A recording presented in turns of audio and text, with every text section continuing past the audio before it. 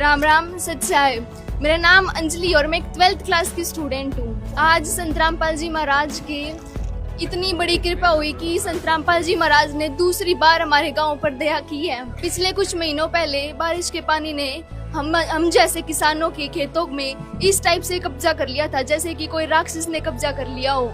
लेकिन जब ऐसा कुछ हुआ तो हमारे गांव के सभी लोग, जिसमें मेरे पापा भी एक किसान है, हमारे बुजुर्ग लोग जितने भी यहाँ बैठे हैं हमारे गांव के सभी किसान हैं। सभी की जैसे कोई ये होता है ना कि उनकी जीने की आस खत्म सी हो गई थी। पर जब संत रामपाल जी महाराज की इस मुहिम के बारे में हर किसी को पता चला ना, जब जैसे उन्हें किसी हमारे सभी गांव के सभी की मेन ऑफ सोर्स इनकम सिर्फ और सिर्फ खेत है, पर जब हमें ये मुहिम के बारे में पता चली ना, सबको जीने की एक आस मिल गई। फिर होना क्या था, आप सभी को पता है कि आज के जमाने में साइंस इतनी आगे चली गई है, जिसमें एआई सारी चीजें इतनी आगे हमारी इंडिया में सबसे ज्यादा।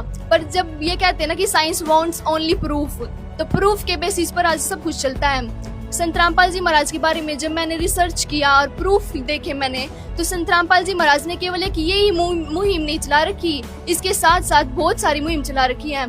जैसे एक अन्नपूर्णा मुहिम है संत रामपाल जी महाराज की, गरीबों के घर बनवाए, 4+ घर बनवा रखे हैं। ऐसा कोई आम इंसान तो कर ही नहीं सकता।